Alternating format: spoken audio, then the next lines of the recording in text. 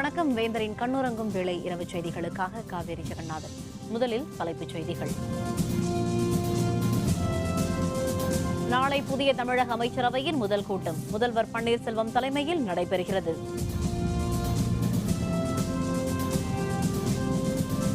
நடுவர் மன்ற தீர்ப்பிற்கு எதிரான மனுக்களை விசாரிக்கும் அதிகாரம் உண்டு. மத்திய அரசின் மனுவை நிராகரித்தது உச்சநீதிமன்றம். தமிழ் உள்ளிட்ட மாநில மொழிகளில் நீட் தேர்வு எழுதலாம். மத்திய அரசு அறிவிப்பு.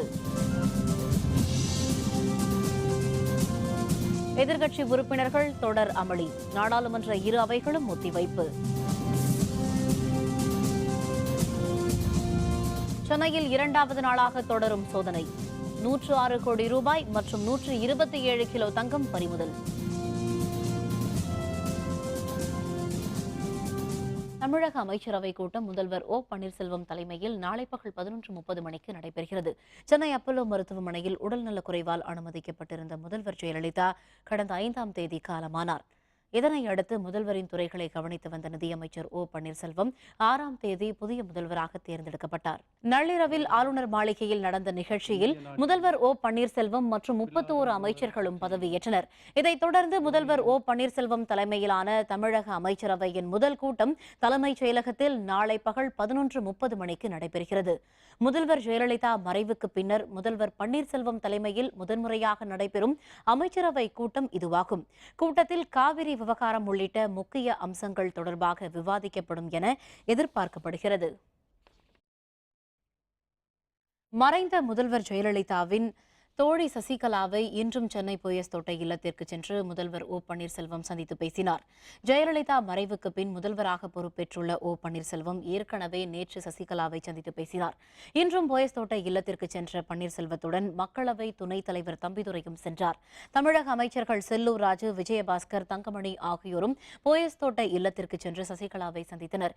அமைச்சரவை கூட்டம் தொடர்பாகவும் மறைந்த ஜெயலலிதாவிற்கு நினைவிடம் அமைப்பது தொடர்பாகவும் சசிகலாவுடன் இவர்கள் ஆலோசனை நடத்தியதாக தகவல்கள் தெரிவிக்கின்றன. இதனிடையே சென்னை மெரினாவில் உள்ள எம்ஜிஆர் நினைவிடத்தில் அமைந்துள்ள ஜெயலலிதாவின் நினைவிடத்திற்கு இன்று மாலை சென்று முதல்வர் ஓ பன்னீர்செல்வம், சசிகலா உள்ளிட்டோர் கண்ணீரஞ்சலி செலுத்தினர்.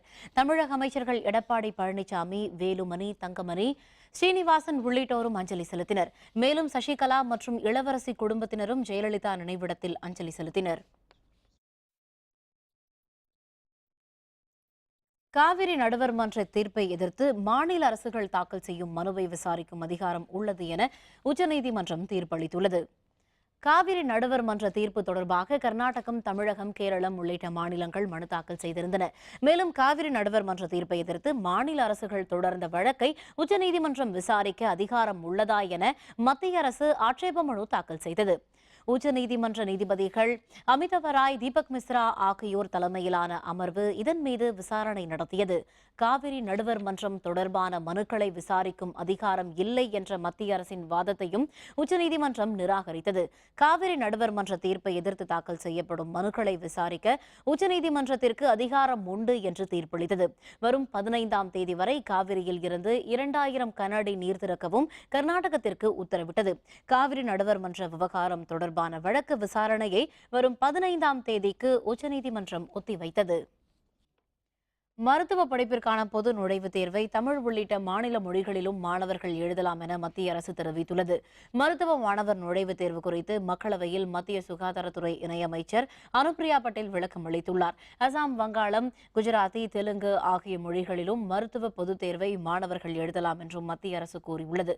ஆங்கிலம், ஹிந்தி தவிர பிற மாநில மொழிகளிலும் நுழைவுத் தேர்வு நடத்தப்படும் என்றும் மத்திய அரசு தெரிவித்துள்ளது.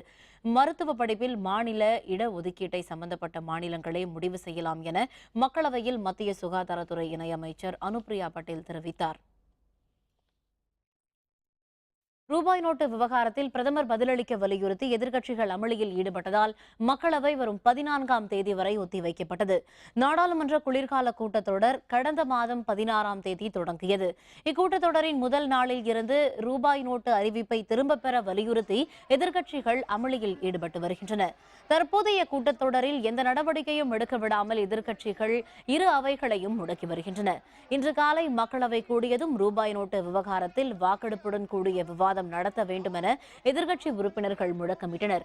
அவையின் மையப்பகுதிக்கு வந்து அவர்கள் அமளியில் ஈடுபட்டதால் அவை நடவடிக்கைகள் பாதிக்கப்பட்டன. இதனையடுத்து நண்பகல் 12 மணி வரையிலும் பின்னர் 2 மணி வரையிலும் அவை ஒத்திவைக்கப்பட்டது. பின்னர் கூடியதும் உறுப்பினர்களின் கூச்சல் குழப்பம் தொடர்ந்ததை அடுத்து மக்களவை வரும் 14ஆம் தேதி வரை ஒத்திவைக்கப்பட்டது.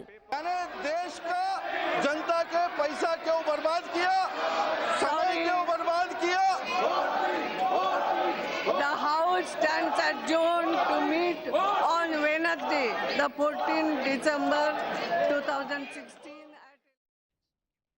மாநிலங்களவை இன்று காலை கூடியதும் ரூபாய் நோட்டு விவகாரத்தை எதிர்க்கட்சி உறுப்பினர்கள் எழுப்பினர். இதனால் ஏற்பட்ட அமளியை அடுத்து முதலில் நண்பகல் 12 மணி வரையிலும் பின்னர் 2:30 மணி வரையிலும் அவை ஒத்திவைக்கப்பட்டது. பின்னர் அவை கூடியதும் குறைந்த அளவு உறுப்பினர்கள் கூட இல்லாததால் அவையை நடத்த எதிர்க்கட்சிகள் எதிர்ப்பு தெரிவித்தன. இதனையடுத்து மாநிலங்களவை வரும் 14ஆம் தேதி வரை முழுவதும் ஒத்திவைக்கப்பட்டது. காவிரி தொடர்பான உச்சநீதிமன்ற தீர்ப்புக்கு வரவேற்பு தெரிவித்துள்ள திமுக பொருளாளர் மு க ஸ்டாலின் புதிதாக பொறுப்பேற்றுள்ள முதல்வர் ஓ பன்னீர்செல்வம் காவிரி பிரச்சினையில் உரிய நடவடிக்கை எடுக்க வேண்டும் என்றும் கேட்டுக் கொண்டார்.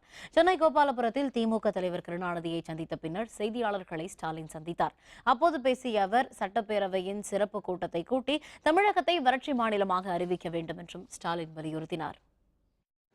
ஏற்கனவே இந்த காவேரி இஷ்யூனால குடிநீர் பஞ்சம் ஏற்பட்டு விவசாயிகளுக்கு தண்ணீர் கிடைக்காத காரணத்தினால பல பேர் தற்கொலை செஞ்சு இறந்து போயிருக்கிறாங்க. அதை தடுத்து நிறுத்தக்கூடிய முயற்சியில் இந்த அரசு உடனடியாக ஈடுபடணும். உடனடியாக சட்டமன்றத்தை ஒரு சிறப்பு கூட்டத்தை கூட்டி வறட்சி மாவட்டமாக அறிவிக்கணும் அப்படின்னு சட்டமன்ற தீர்மானம் கொண்டு வரணும்னு ஏற்கனவே சொல்லியிருக்கிறோம்.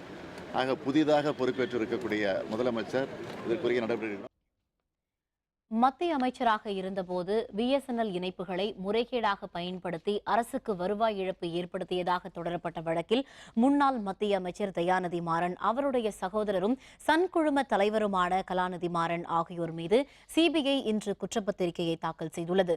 2004ஆம் ஆண்டு முதல் 2007ஆம் ஆண்டு வரை மத்திய தகவல் தொலைத்தொடர்புத்துறை அமைச்சராக தயாநிதி மாறன் இருந்தபோது அவரது வீட்டிற்கு 2 பிஎஸ்என்எல் லேண்ட்லைன் இணைப்புகள் வழங்கப்பட்டதாகவும் முதல் இணைப்பு அன்றைய சென்னை பிஎஸ்என்எல் தலைமை பொது மேலாளர் பெயரிலும் மற்றொரு இணைப்பு மத்திய அமைச்சர் என்ற சிறப்பு பிரிவில் தயாநிதி மாறன் பெயரிலும் வாங்கப்பட்டதாக கூறப்படுகிறது. இந்த 2 ISDN இணைப்புகளின் வழியாக 364 இணைப்புகளாக மாற்றம் செய்யப்பட்டுள்ளதாக கூறப்படுகிறது. தொடர்ந்து தயாநிதி மாறனின் கோபாலபுரம் இல்லம் மற்றும் போட் கிளப் இல்லங்களில் இருந்து சன் டிவி அலுவலகம் செயல்பட்ட அண்ணா அறிவாலயம் வரை தரைக்கு அடியில் இரவோடு இரவாக கேபிள்கள் பதிக்கப்பட்டதாகவும் கூறப்படுகிறது. இந்த இணைப்புகளை சன் டிவியின் வெளிநாட்டு தொடர்புகளுக்கு முறைகேடாக பயன்படுத்தியதால் பிஎஸ்என்எல் நிறுவனத்திற்கு பெருமளவில் வருவாய் இழப்பு ஏற்பட்டதாக குற்றம் சாட்டப்பட்டு தயாநிதி மாறன் மற்றும் பிஎஸ்என்எல் அலுவலர்கள் மீது வழக்கு தொடரப்பட்டு சென்னையில் உள்ள சிபிஐக்கான முதன்மை நீதிமன்றத்தில் விசாரணை நடைபெற்று வருகிறது. இந்த வழக்கில் இன்று சென்னை சிபிஐ நீதிமன்றத்தின் முதன்மை நீதிமன்ற நீதிபதி விஜயலட்சுமி முன் தயாநிதி மாறன் மற்றும் சன் குழும தலைவர் கலாநிதி மாறன் மற்றும் பிஎஸ்என்எல் அலுவலர்கள் மீது குற்றப்பத்திரிகையை சிபிஐ தாக்கல் செய்துள்ளது. சென்னையில் சில தொழிலதிபர்களின் வீடுகளில் நடத்தப்பட்ட வருமான வரி சோதனையின் போது சொத்து ஆவணங்கள் கைப்பற்றப்பட்டுள்ளன. சென்னையைச் சேர்ந்த தொழிலதிபர்களான சேகர் ரெட்டி, ஸ்ரீனிவாச ரெட்டி, பிரேம் ஆகியோர் வீடுகள் உள்பட அவர்களுக்கு சொந்தமான 8 இடங்களில் நேற்று காலையில் வருமான வரித்துறையினர் சோதனையை தொடங்கினர். இந்த சோதனையில் 106.52 கோடி ரூபாய் பிடிபட்டுள்ளதாகவும் 36.27 கோடி ரூபாய் மதிப்பிலான 127 கிலோ தங்கம் கைப்பற்றப்பட்டுள்ளதாகவும் மத்திய நிதி அமைச்சகம் தெரிவித்துள்ளது. பணத்தால் மற்றும் தங்க கட்டிகளை பதுக்கி வைப்பதற்காக விஜயராகவ சாலையில் அடுக்குமாடி குடியிருப்பில் 2 வீடுகள் பயன்படுத்தப்பட்டிருப்பது விசாரணையில் தெரியவந்தது. இதனையடுத்து 2ஆம் நாளாக இன்றும் வருமான வரித்துறையினர் சோதனையில் ஈடுபட்டு வருகின்றனர். இதனிடையே சோதனையின் போது சொத்து ஆவணங்களும் கைப்பற்றப்பட்டுள்ளன. வடகிழக்கு பருவமழை இந்த ஆண்டு 66% அளவிற்கு குறைவாக பெய்துள்ளதாக சென்னை வானிலை ஆய்வு மைய இயக்குநர் பாலச்சந்திரன் தெரிவித்துள்ளார். சென்னையில் இன்று செய்தியாளர்களுடன் பேசிய அவர் தென்கிழக்கு வங்கக்கடல் பகுதியில் நிலை கொண்டிருந்த வர்தா புயல் தற்பொழுது விசாகப்பட்டினத்திற்கு தென்கிழக்கே 990 கிலோமீட்டர் தொலைவில் மையம் கொண்டுள்ளதாக குறிப்பிட்டார். வர்தா புயல் ஆந்திராவில் வரும் 12ஆம் தேதி கரையை கடக்கும் போது தமிழகத்தின் ஒரு சில இடங்களில் மட்டும் மழை பெய்ய வாய்ப்புள்ளதாக அவர் கூறினார். வர்தா புயல் காரணமாக மீனவர்கள் ஆந்திர கடலோரம் மீன்பிடிக்க செல்ல வேண்டாம் எனவும் பாலச்சந்திரன் கேட்டுக்கொண்டார். தென்கிழக்கு வங்கக்கடல் பகுதியில் நிலவி வரும் வர்தா புயலானது விசாகப்பட்டினத்திற்கு தென்கிழக்கே சுமார் 990 கிலோமீட்டர் தூரத்தில் நிலை கொண்டுள்ளது.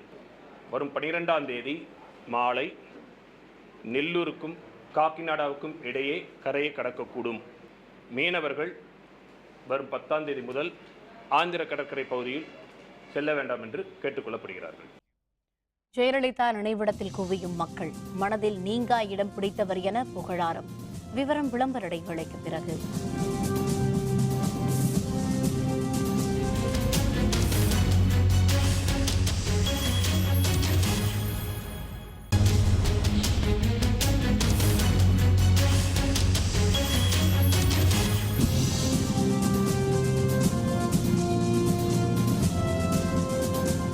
செய்திகள் தொடர்கின்றன.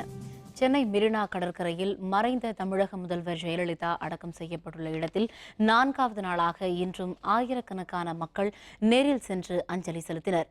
மறைந்த முதல்வர் ஜெயலலிதா அடக்கம் செய்யப்பட்ட இடத்தை சுற்றி தற்காலிக வேலிகள் அமைக்கப்பட்டு காவல்துறையினர் 24 மணி நேரமும் பாதுகாப்பு பணியில் ஈடுபட்டுள்ளனர். மறைந்த முதல்வருக்கு அஞ்சலி செலுத்த ஆயிரக்கணக்கான மக்கள் குவிந்தனர். வெளிநாட்டு சுற்றுலா பயணிகள் முதல் தமிழகத்தின் அனைத்து மாவட்டத்தைச் சேர்ந்த மக்களும் ஜெயலலிதா நல்லடக்கம் செய்யப்பட்ட இடத்தில் அஞ்சலி செலுத்தினர். மறைந்த முதல்வர் ஜெயலலிதா தங்கள் மனதில் நீங்கா இடம் பிடித்துள்ளார் என்றும் அவரின் நினைவு எப்போதும் நிலைத்திருக்கும் என்றும் அஞ்சலி செலுத்த வந்த மக்கள் தெரிவித்தனர். நம்மளுடைய தமிழ்நாடு டிஸ்ட்ரிக்டை பெரிய லெவலில் காட்டி எல்லாம் கொண்டு வந்தது தமிழக புரட்சி தலைவி மாண்புமிகு அம்மா அவர்கள் இழப்பு இன்றைக்கி இந்தியாவில் இல்லாமல் சர்வதேச அளவில் எல்லாருக்கும் வேதனை அளிக்கிறது. ஒரு குடும்பத்தில் ஒரு தாய் போயிட்டா ஒரு குடும்பம் மட்டும்தான் அழுகும். இன்றைக்கி அப்படி இல்லை. புரட்சி தலைவி மாண்புமிகு அம்மா அவர்களுக்கு உலகமே அழுதுட்டு இருக்குது. இப்போ அம்மா இல்லாத எங்கள் குடும்பத்தில் ஒருத்தர் இல்லாத மாதிரி இருக்குது. இதெல்லாம் அம்மாவோட அன்புக்காக கிடைச்சி இந்த கூட்டம், அம்மாவோட அவங்க செஞ்ச ஒரு நன்மைக்காக வந்த கூட்டம். அம்மா அவங்களோட இருதயத்தில் இந்த ஜனங்க இத்தனாயிரம் ஜனங்க மத்தியில் இருப்பாங்க. மேல்முறையீட்டிற்கு ஏற்றுக்கொள்ளப்பட்ட காவிரி வழக்கு விசாரணையை விரைந்து முடிக்க வேண்டுமென டெல்டா விவசாயிகள் தெரிவித்துள்ளனர். காவிரி நடுவர் மன்ற இறுதி தீர்ப்பை எதிர்த்து தமிழகம், கர்நாடகம், கேரள மாநில அரசுகள் செய்த மேல்முறையீட்டை உச்சநீதிமன்றம் ஏற்றுக்கொண்டுள்ளது. இதுகுறித்து கருத்து தெரிவித்த டெல்டா விவசாயிகள் ஏற்கனவே அளித்த நடுவர் மன்ற இறுதி தீர்ப்புப்படி 192 TMC தண்ணீரை பெற இயலவில்லை என்று தெரிவித்தனர். குறுவை சாகுபடி 5 ஆண்டுகளாக பொய்த்து போன சாகுபடியால் ஏராளமான விவசாயிகள் உயிரிழந்ததாக குறிப்பிட்டனர். இதன் பிறகும் துரிதமாக வழக்கை விசாரித்து உச்சநீதிமன்றம் தீர்ப்பளிக்க வேண்டுமென அவர்கள் கூறினர். தற்பொழுது நாள் ஒன்றிற்கு 2000 கனஅடி தண்ணீரை 15ஆம் தேதி வரை அளிக்க வேண்டும் என்ற உத்தரவால் எந்த பயனும் இல்லை எனவும் விவசாயிகள் தெரிவித்தனர். வினாடிக்கு 2000 கனஅடி கர்நாடகம் தண்ணீர் திறக்க சொல்லியிருக்கிறாங்க. இந்த தண்ணீர் தமிழ்நாட்டில் டெல்டா மாவட்டத்தில் சாகுபடிக்கு பயன்படாது, எல்லாம் பட்டு போச்சு. இங்கே இருக்கக்கூடிய ஆடு மாடுகளுக்கு குடிநீருக்குனாச்சும் அந்த தண்ணி பயன்படும். எனவே தொடர்ந்து 2000 கனஅடி தண்ணீர் திறக்கிறதுக்கான அந்த உத்தரவாதத்தை உச்சநீதிமன்றம் ஏற்படுத்தி தரணும்னு நாங்கள் கேட்டுக்கிறோம். இப்போ 5 ஆண்டா குருவை இல்லாமல் இப்போ சம்பா சாகுபடி போய்த்து பாலைவனமாக போச்சு. குடிக்க கூட தண்ணி இல்லாமல் இருக்குது. இப்போ 2000 கனஅடி தண்ணி திறக்க சொல்லியிருக்க உச்சநீதிமன்றத்தில் நாங்கள் வரவேற்க. இருந்தாலும் குறைஞ்சபட்சமாக 2000 கனஅடிங்கிறது இந்த தண்ணியே மேட்டூருக்கு சேராது. உடனடியாக மத்திய அரசு இதில் தலையிடணும். பாராமுகம் காட்டுறது தமிழ்நாட்டை வன்மையாக கண்டிக்கத்தக்கது. காவிரி மேலாண்மை வாரியம் அமைக்க வலியுறுத்தி தில்லியில் பேரணி நடத்துவதற்காக விவசாயிகள் புறப்பட்டனர். காவிரி மேலாண்மை வாரியம் அமைக்க கோரி டெல்டா மாவட்ட விவசாயிகள் வரும் 14ஆம் தேதி நாடாளுமன்றத்தை நோக்கி பேரணியாக செல்ல திட்டமிட்டுள்ளனர். இதில் பங்கேற்பதற்காக அரியலூர் மாவட்ட விவசாயிகள் இன்று புறப்பட்டனர். சென்னையில் இருந்து ரயில் மூலம் தில்லி செல்லவும் திட்டமிட்டுள்ளனர். காவேரி மேலாண்மை வாரியம் அமைக்க கோரி டெல்டா பாசன விவசாயிக கூட்டமைப்பு சார்பாக டெல்டா பகுதி விவசாயிகள் வருகின்ற 14ஆம் தேதி டெல்லி பாராளுமன்றத்தை நோக்கி பேரணியாகவும் ஆர்ப்பாட்டமும் செய்ய முடிவு செய்து இன்று அரியலூரிலிருந்து டெல்டா பகுதி விவசாயிகள் டெல்லியை நோக்கி ரயில் வண்டி மூலம் பயணம் செய்கிறோம். நீதிமன்ற தீர்ப்பை தொடர்ந்து உதாசீனப்படுத்தும் கர்நாடகத்தின் மீது நடவடிக்கை எடுக்காதவரை தமிழகத்திற்கு தண்ணீர் கிடைக்க வாய்ப்பில்லை என தமிழ்நாடு விவசாய சங்கங்களின் கூட்டு இயக்கம் தெரிவித்துள்ளது. கடலூரில் செய்தியாளர்களுடன் பேசிய கூட்டு இயக்கத்தின் செயலர் ரவீந்திரன், உச்சநீதிமன்றம் தமிழகத்திற்கு வினாடிக்கு 2000 கனஅடி நீர் வழங்க தீர்ப்பளித்துள்ளது வரவேற்கத்தக்கது என்று கூறினார். ஆனால் காலம் கடந்த தீர்ப்பால் விவசாயிகள் பலர் உயிரிழந்ததாகவும் சம்பா சாகுபடி பொய்த்துவிட்டதாகவும் அவர் தெரிவித்தார். உச்சநீதிமன்ற அறிவிப்பு குடிநீர் பஞ்சத்தை மட்டுமே போக்கும் என்று ரவீந்திரன் தெரிவித்தார். தீர்ப்பை நடைமுறைப்படுத்த தவறிய கர்நாடக அரசின் மீது நடவடிக்கை இல்லை என்பதுதான் எங்களுடைய வருத்தம். 2000 கனஅடி தண்ணீர் எங்களுக்கு கிடைக்குமா என்கிற சந்தேகம்தான் உருவாகி இருக்கிறது. தமிழக விவசாயிகளை காப்பாற்றுவதற்கான முயற்சிகளை மேற்கொள்ள வேண்டும் என வேண்டுகோள் விடுக்கிறேன். நாமக்கல் மாவட்டம் திருச்செங்கோடு துணை காவல் கண்காணிப்பாளராக பணியாற்றிய விஷ்ணுபிரியா மரண வழக்கில் அவருடன் பணியாற்றிய காவல்துறை அலுவலர்களிடம் சிபிஐ விசாரணை மேற்கொள்ள திட்டமிட்டுள்ளது. நாமக்கல் மாவட்டம் திருச்செங்கோட்டில் பணியாற்றிய டிஎஸ்பி விஷ்ணுபிரியா தனது முகாம் அலுவலகத்திலேயே தூக்கிட்டு தற்கொலை செய்து கொண்டார். இந்த வழக்கை சிபிஐக்கு மாற்ற வலியுறுத்தி விஷ்ணுபிரியா பெற்றோர் வழக்கு தொடர்ந்தனர். இதனை விசாரித்த சென்னை உயர்நீதிமன்றம் சிபிஐக்கு விசாரணையை மாற்றி உத்தரவிட்டது. இன்று சிபிஐ விசாரணை குழுவினர் நாமக்கல் மாவட்ட காவல் கண்காணிப்பாளர் அலுவலகத்தில் 1 மணி நேரத்திற்கு மேலாக விசாரணை மேற்கொண்டனர். மறைந்த டிஎஸ்பி விஷ்ணுபிரியாவுடன் பணியாற்றிய காவல்துறை அலுவலர்களிடமும் விசாரணை நடத்த சிபிஐ திட்டமிட்டுள்ளது. சென்னை விமான நிலையத்தில் கிடந்த கைப்பை மற்றும் பெட்டியால் பதற்றம் நிலவியது. சென்னை மீனம்பாக்கம் விமான நிலைய உள்ளூர் வருகை பதிவில் பல மணி நேரமாக ஒரு கைப்பையும் பெட்டியும் கிடந்தது. இதனை கண்காணித்து வந்த காவல்துறையினர் விமான நிலைய அலுவலருக்கு தகவல் கொடுத்தனர். அதில் வெடிகுண்டு இருக்கலாம் என்று சந்தேகம் எழுந்தது. இதனையடுத்து சம்பவ இடத்திற்கு வந்த வெடிகுண்டு நிபுணர்கள் அந்த பெட்டியை சோதனை செய்தனர். அதில் வெறும் உடைமைகள், வெளிநாட்டு சாக்லேட்டுகள் மற்றும் பிஸ்கெட்டுகள் இருந்தது தெரியவந்தது. இதனையடுத்து விமான நிலைய பாதுகாப்பு அலுவலர்கள் அந்த கைப்பை மற்றும் பெட்டியை கைப்பற்றி விசாரணை எடுத்துச் சென்றனர். மேலும் இந்த பெட்டியை பயணிகள் விட்டுச் சென்றிருக்கலாம் என்பதால் இதுகுறித்து விமான நிலைய அலுவலர்கள் விசாரணை மேற்கொண்டுள்ளனர்.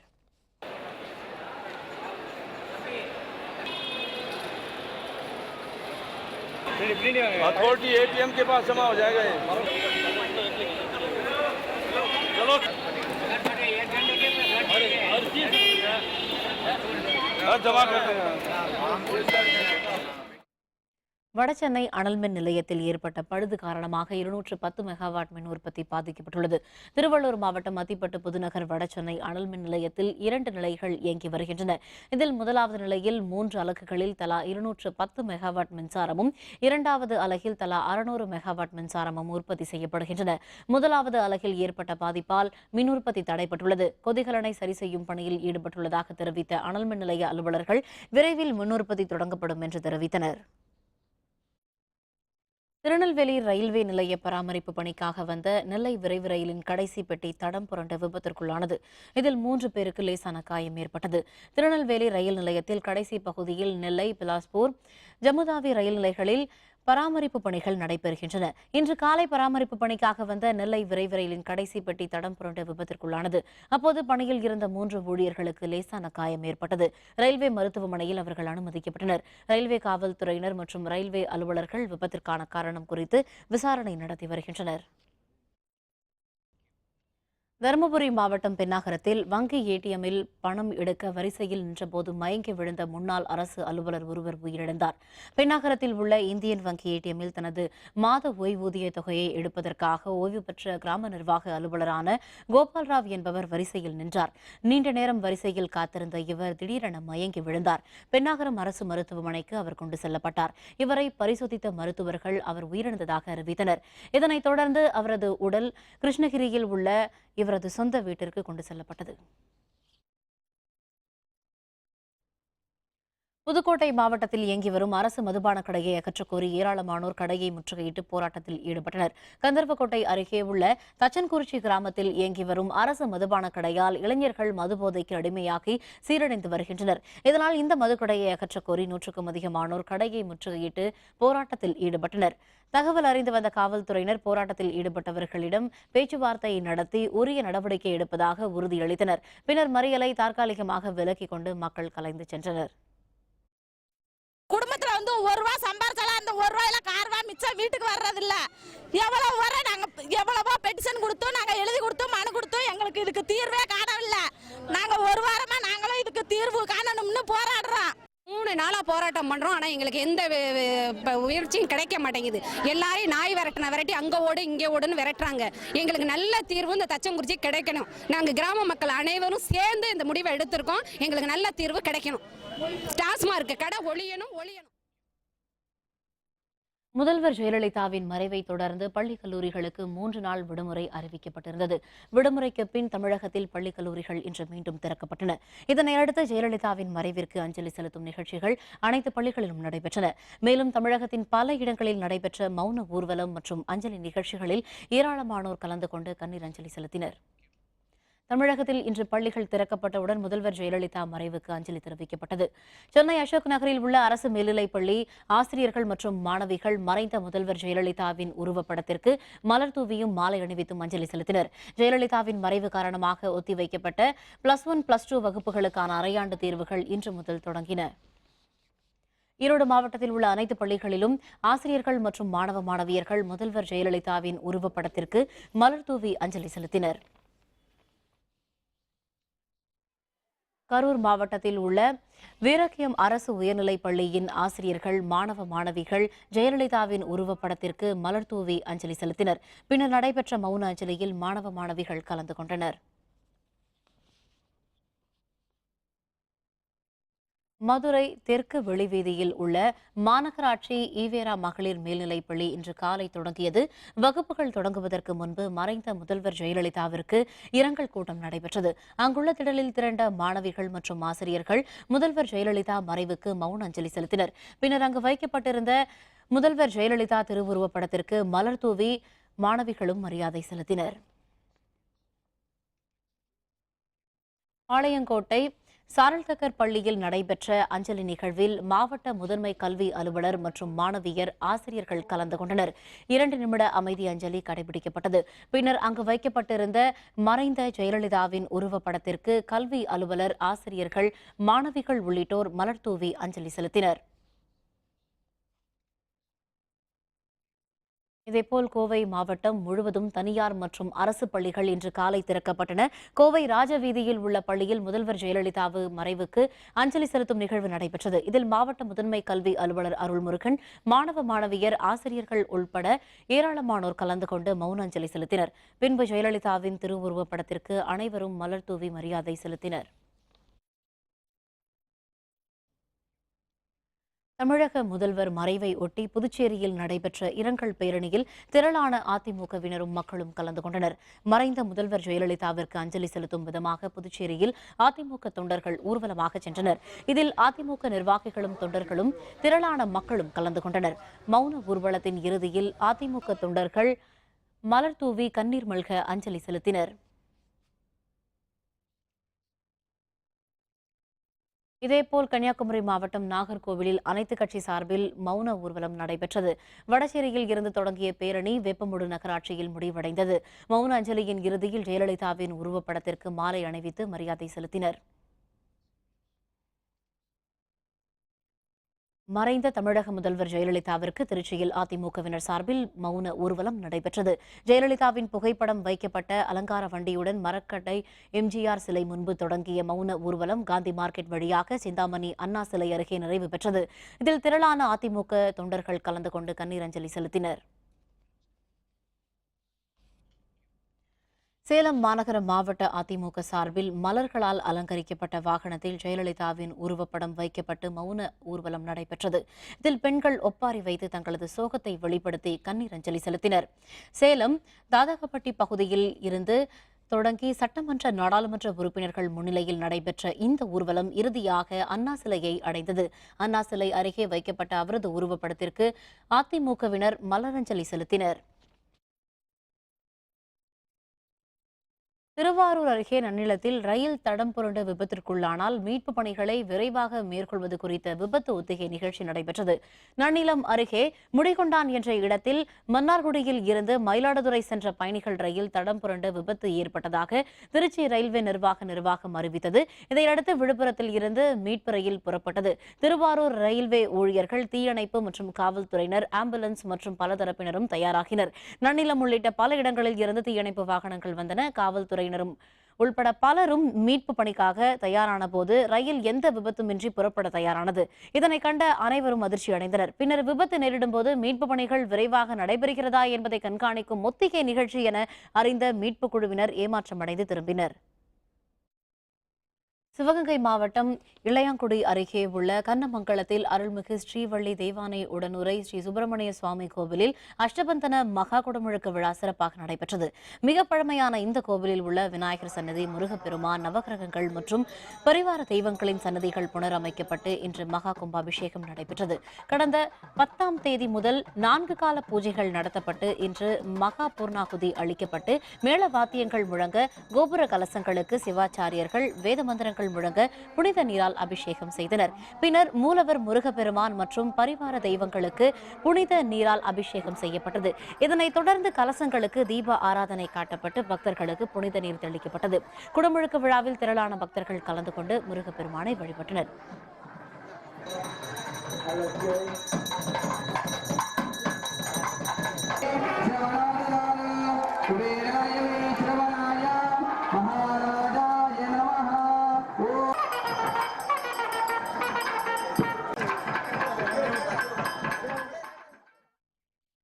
திருவண்ணாமலை அண்ணாமலையார் கோவிலில் கார்த்திகை தீப திருவிழாவின் 7வது நாளான இன்று மகரதம் தேரோட்டம் நடைபெற்றது.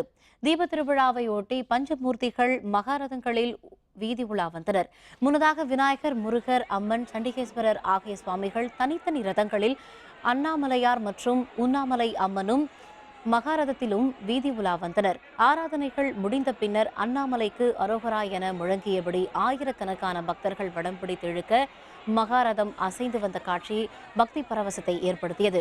தேர் திருவிழாவான இன்று குழந்தை வரம் வேண்டி அண்ணாமலையாரிடம் பிரார்த்தனை செய்த பக்தர்கள் கரும்பில் தொட்டில் கட்டி அதை தங்கள் குழந்தையை உட்கார வைத்து மாட வீதி வழியாக வலம் வந்து தங்களது நேர்த்திக் கடனை செலுத்தினர்.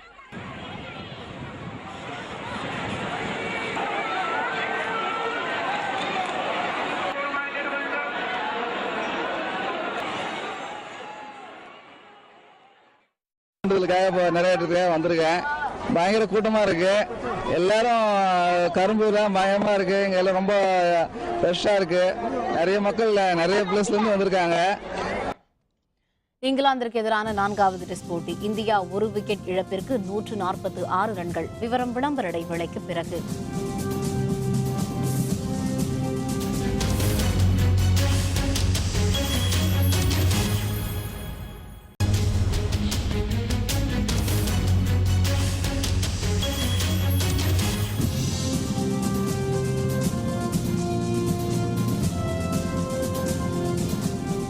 செய்திகள் தொடர்கின்றன. இனி அயலக செய்திகள்.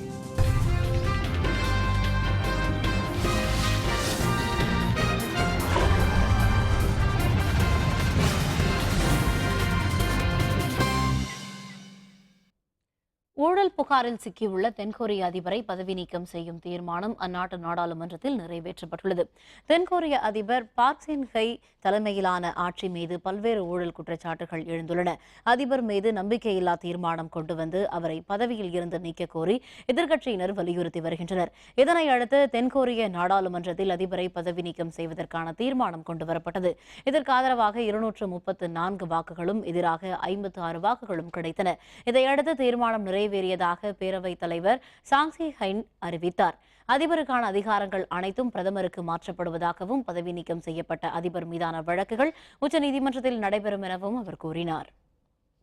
முன்னதாக தென்கொரியாவில் ஊழல் புகாரில் சிக்கிய அதிபர் பார்க் சின் ஹை பதவி விலக கோரி தலைநகர் சியோலில் அமைந்துள்ள நாடாளுமன்ற வளாகம் முன்பு எதிர்க்கட்சியினர் உள்பட பல்வேறு தரப்பினரும் ஆர்ப்பாட்டத்தில் ஈடுபட்டனர்.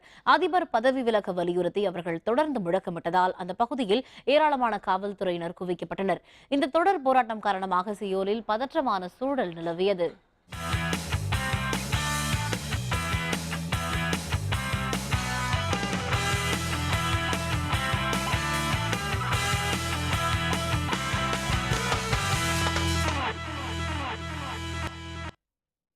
இங்கிலாந்திற்கு எதிரான 4வது டெஸ்ட் போட்டியின் 2ஆம் நாள் ஆட்ட முடிவில் இந்திய அணி 1 விக்கெட் இழப்பிற்கு 146 ரன்கள் எடுத்துள்ளது. இந்தியா இங்கிலாந்து அணிகள் மோதும் 4வது டெஸ்ட் போட்டி மகாராஷ்டிரா மாநிலம் மும்பையில் உள்ள வான்கடை திடலில் நேற்று தொடங்கியது. டாஸ் வென்று பேட்டிங்கை தேர்ந்தெடுத்த இங்கிலாந்து முதல் நாள் ஆட்ட முடிவில் 5 விக்கெட் இழப்பிற்கு 288 ரன்கள் எடுத்திருந்தது. 2வது நாள் ஆட்டத்தை தொடர்ந்த இங்கிலாந்து 400 ரன்களில் ஆட்டமிழந்தது. இந்திய தரப்பில் ரவிச்சந்திரன், அஸ்வின் 6 விக்கெட்டுகளையும் ஜடேஜா 4 விக்கெட்டுகளையும் வீழ்த்தினர். இன்றைய ஆட்டத்தில் ஆட்டத்தில் இங்கிலாந்து வீரர் ஜோஸ் பட்லர் அதிகளவாக 116 ரன்கள் எடுத்தார். இதனைத் தொடர்ந்து களமிறங்கிய இந்தியா இரண்டாவது நாள் ஆட்ட முடிவில் 146 ரன்கள் எடுத்தது. இந்திய அணியில் முரளி விஜய் 70 ரன்களுடனும் புஜாரா 47 ரன்களுடனும் களத்தில் உள்ளனர். மீண்டும் தலைப்புச் செய்திகள். நாளை புதிய தமிழக அமைச்சரவையின் முதல் கூட்டம் முதல்வர் பன்னீர்செல்வம் தலைமையில் நடைபெறுகிறது.